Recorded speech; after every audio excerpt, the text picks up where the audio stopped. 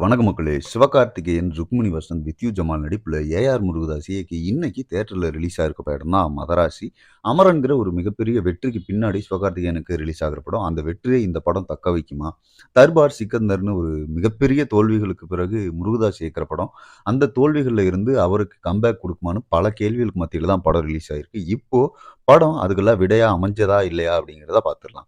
படத்தோட கதை என்ன அப்படின்னா, தமிழ்நாட்டுல துப்பாக்கி கலாச்சாரத்த கொண்டு வரணும் அப்படிங்கிறதுக்காக துப்பாக்கிகள கண்டனையில கொண்டு வராங்க வித்யுத் சபீர் டீம். அத தடுக்கிறதுக்காக என்ஐஏ டீம் வந்து தற்கொலை பண்ணிக்குவேன்னு சுத்துற சிவகார்த்திகேயன ஒரு ஆப்பரேஷனுக்காக கொண்டு வராங்க. அதுக்கு பின்னாடி நடக்கிற சம்பவங்கள் என்ன? சிவகார்த்திகேயன் தற்கொலை செய்ய நினைக்கிறதுக்கான பின்னணி என்ன? அவர் தற்கொலை செஞ்சுக்கிட்டாரா? இல்ல இந்த ஆப்பரேஷன் சக்சஸ் பண்ணாரா? இல்லையான்னு நான்லினியர் பாணி கலந்து ஆக்ஷன் பொறி பறக்க சொல்றது தான் இந்த படத்தோட மொத்த கதைக்களமே.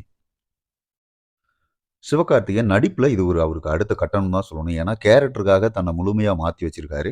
லவ், ஆக்ஷன், காமெடின்னு எல்லாமே கலந்து கட்டி நடிச்சிருக்காரு. குறிப்பா செகண்ட் ஹாஃப்ல முழு ஆக்ஷன் அவதாரம் தான் எடுத்திருக்காரு. நெறைய கூஸ்பம்ப் மொமெண்ட்ஸ் இருக்கு. அவரோட கேரியர அடுத்த கட்டத்துக்கு நகர என்ன தேவையோ, அத பிசிறு தட்டாம பண்ணியிருக்காரு. அவரோட ஃபேன்ஸுக்கு இந்த படத்துல நெறைய சர்ப்ரைஸ் எலமெண்ட்ஸ் வந்து ஆக்ஷன் சீன்ஸ்ல இருக்கு. அவங்க கொண்டாடுறதுக்கான வாய்ப்புகள் நெறையவே இருக்கு. ருக்மிணி வசந்த சுத்தி தான் கதை நகருது. அவங்களும் அழகா வந்து தேவான நடிப்பு குடுத்துருக்காங்க. இதுக்கு முன்னாடி வந்த ஏஸ் படம் வந்து ஏமாத்துனாலும், இந்த படம் அவங்களுக்கு தமிழ்ல ஒரு நல்ல அடித்தளத்த குடுத்துருக்குன்னே சொல்லலாம். வித்யூ ஜமால் என்ன ஸ்டைலிஷான வில்லன் அப்படின்னு கேட்குற அளவுக்கு அவ்வளவு மேனரிசம் பண்ணியிருக்காரு. அவர் வர்ற சீன்ஸ் எல்லாமே தியேட்டர்ல விசில் பறக்குது. ஹீரோவுக்கு இணையான ஒரு வில்லன் கேரக்டர் தான். ஆக்ஷன்ல 2 பேருமே போட்டி போட்டு நடிச்சிருக்காங்கன்னு தான் சொல்லணும். அதுல குறிப்பா இவரோட ஆக்ஷன் சீன்ஸ் எல்லாமே செம்ம ஸ்டைலா இருக்குன்னே சொல்லலாம். டான்சிங் ரோஸ் இன்னொரு ஸ்டைலிஷான வில்லன் கேரக்டர்ல வர்றாரு. ஒரு கை இல்லாத கேரக்டர்ல தான் அவரு மிரட்டி விட்டுருக்காருன்னே சொல்லலாம். அவரோட மேனரிசம் ஒரு க்ளோஸ் அப் ஷாட் ஒண்ணு இருக்கும். மனுஷன் பிரிச்சு மேய்ஞ்சிருக்காரு. விஜய் மேனன் நீண்ட நாட்களுக்கு பிறகு தமிழ்ல ஒரு அழுத்தமான கேரக்டர்ல வர்றாரு. அத சரியாவுமே பண்ணியிருக்காரு. விக்ராந்த் உட்பட அந்த ஒரு ஸ்பையா இருக்க ஒரு போலீஸா இருக்கட்டும், எல்லாருமே அவங்கவங்களுக்கு குடுத்த வேலைய கச்சிதமா செஞ்சு முடிச்சிருக்காங்க. அனிருத் பேக்கிரவுண்ட் மியூசிக்ல ஆக்ஷன் காட்சிகளுக்கு பேயாட்டம் ஆடியிருக்காருன்னு தான் சொல்லணும். பாட்டுல 2 பாட்டு தவிர மத்த எல்லா பாட்டுமே தவிர்த்திருக்கலாம். ஏன்னா, படத்துல இருக்க மிகப்பெரிய குறையே அடிக்கடி வர்ற அந்த பாட்டு தான். ஆனா, பேக்கிரவுண்ட் மியூசிக்கே உங்கள முழு திருப்திப்படுத்திரும். குறிப்பா செகண்ட் ஹாஃப்ல பிரிச்சு மேய்ஞ்சிருக்காருன்னே சொல்லலாம். கேமராமேன் ஒரு பக்காவான ஆக்ஷன் படத்துக்கு என்ன தேவையோ அத பெர்ஃபெக்ட்டா கொண்டு வந்திருக்காருன்னு சொல்லலாம். பல ஷாட்ஸ் வேற லெவல்ல இருந்தது. சிவகார்த்திகேயன பல ஆங்கிள்ல காட்டி, நமக்கு ஒரு கூஸ் பம்ப்ஸ கடத்துறதுல பெரிய வேலை கேமராமேனோட ஒர்க்கா தான் இருந்திருக்கு. முருகதாஸ் நேரடியா கதைக்குள்ள வந்துட்டு அடுத்தடுத்து காட்சியில நகர்த்தினது தான் அருமையா இருந்தது.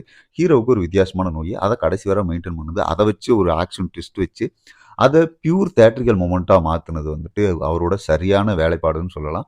ஃபர்ஸ்ட் ஹாஃப்ல முரட்டுத்தனமான ஆக்ஷன்ல ஆரம்பிச்சு, லவ்வு, காமெடி, எமோஷன்னு மீண்டும் ஆக்ஷன்னு பக்கா கமர்ஷியல் விருந்து தான் படைச்சிருக்காரு. ஆனா, அடிக்கடி வர்ற பாட்டு வந்து சுத்தமா செட் ஆகாம படத்துக்கு வேகத்தடையா தான் இருந்தது ஃபர்ஸ்ட் ஹாஃப்ல. அதுக்கு நேர் எதிரா செகண்ட் ஹாஃப்ல அப்படியே முழுக்க முழுக்க அது ஆக்ஷன் விருந்தா தான் மாறியிருக்கு. பல தியேட்ரிக்கல் கூஸ்பம்ப் மொமெண்ட்ஸ் வந்து நிரம்பி வழியுதுன்னே சொல்லலாம். குறிப்பா சிவகார்த்திகேயன் ரசிகர்களுக்கு இது ஒரு மிகப்பெரிய விருந்தாவே அமைஞ்சிருக்கு படம் முழுக்கவே.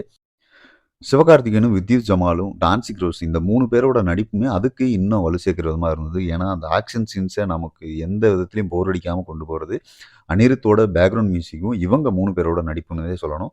இன்டர்வல் சீனும், கிளைமாக்ஸ் முடிச்சுக்கும்போதும் வர அந்த கூடுதல் ஆக்ஷன் விருந்தா மாறி, நம்மள முழு திருப்தியோட வழி அனுப்புது தான் இந்த ஸ்க்ரீன் பிளே. அது மட்டும் இல்லாம, சின்ன சின்ன வேலைப்பாடுகள் கூட கவனமா இருந்திருக்காரு முருகதாஸ். அத நீங்க படம் பார்க்கும்போது ஈஸியா உணர முடியும்.